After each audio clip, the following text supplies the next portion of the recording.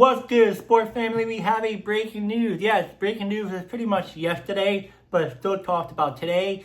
And there's been a former Olympic snowboarder named Ryan James Wedding, and he has now been captured by the FBI. And let's get into the detail of how this all started from the beginning to where he's at now.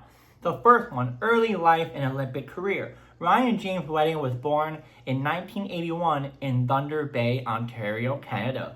He competed in Canada in snowboarding at the 2002 Winter Olympics.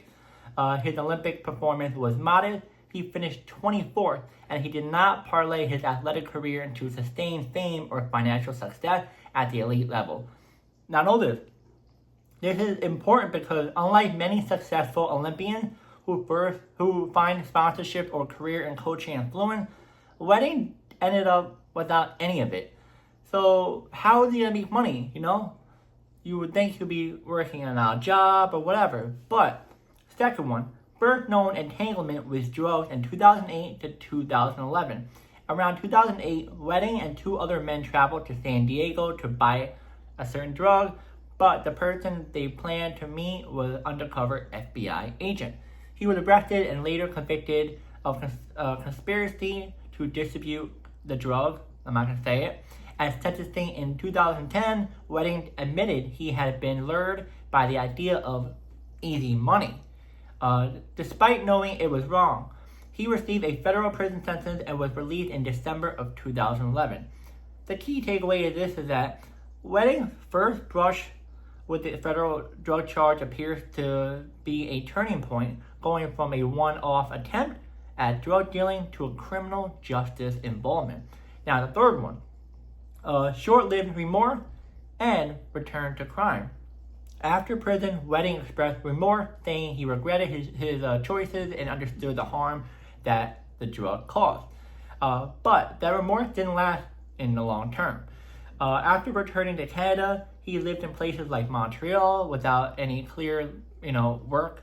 And according to information and investigation, he used lessons learned from his earlier conviction and contacts from his time in the drug world to build something much larger, not minor street dealing anymore, but a criminal organization focused on cocaine, importation and distribution. My apology.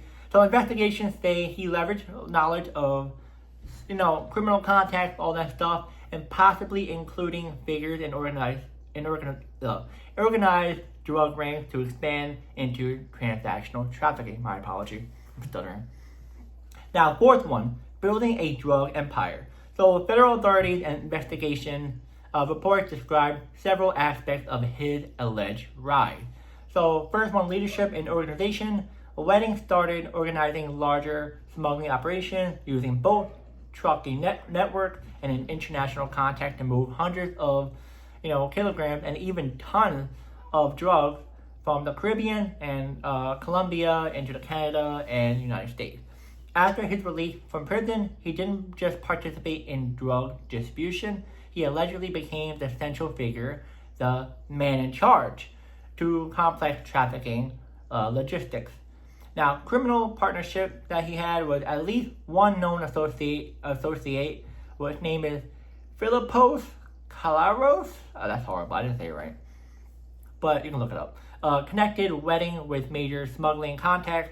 Wedding allegedly coordinated shipment from the Caribbean through Newfoundland and wider Canada, underscoring the international scope of his alleged enterprise. Expansion to organized crime. Once involved in larger scale trafficking and law enforcement, alleged he, aligns with major cartel networking, including Mexico's powerful Sinaloa cartel, is that right?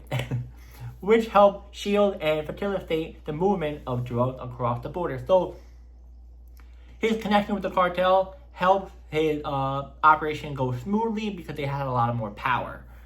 The fifth one, from trafficker to fugitive boss. Over time, the U.S. and Canada authorities say Wedding criminal enterprise trafficked tons of drugs annually, use encrypted communication and money laundering, including cryptocurrency, to protect profile, and allegedly ordered multiple, to protect organization of punishment, rival / witness. Eventually, it stacked up, and law enforcement pressure mounted. Wedding fled and spent more than a decade in Mexico, reportedly living under cartel protection until his arrest. Pretty much what just happened yesterday. Now, I'm going to give you a little bit more information about this too. This is fugitive status and FBI most wanted. Wedding was added to the FBI 10 most wanted list in March of 2025 as law enforcement ramped up efforts to capture him.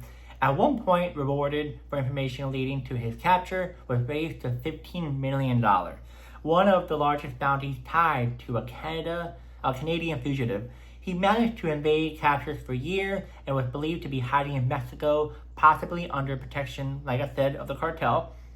Now, arrest and extraction. Where and how he was caught. Wedding was arrested in Mexico in January of this year in a joint law enforcement operation involved U.S. authorities. Multiple news reports that he either surrendered voluntarily or was apprehended by authorities and was flown to the United States to face charges in the U.S. federal court. The arrest brought to an end of a long pursuit and marked a huge victory for agencies like the FBI, DEA, and international partner in Mexico and Canada.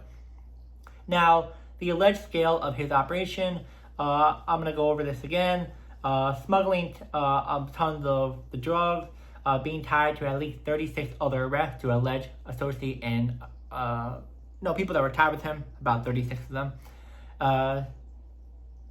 A lot of the drugs, weapons, assets, including luxury vehicles and other properties connected to his network as well.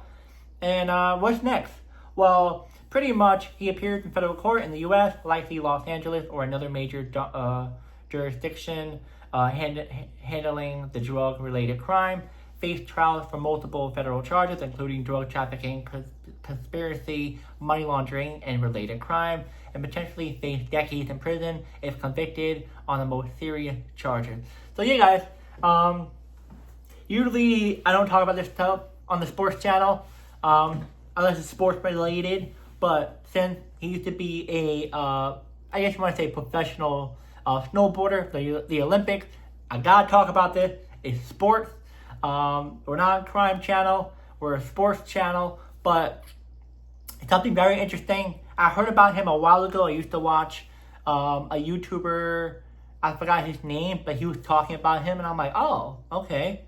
And he was just telling a little bit about him, that, there was a bounty on him, certain stuff.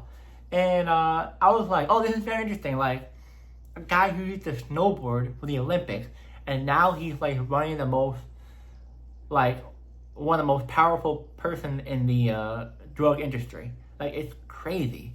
But yeah, they finally got him. Now, this just happened, so we have to wait, I would say, like a week, maybe even a couple of days, to let this all sort out. And when this all sorts out, I'll let you guys know what happens next. I'll update the video. But right now, he's in custody. I'm not sure where. I think it's in LA for sure. I don't think it'll be like in New York or something. I think it's in LA.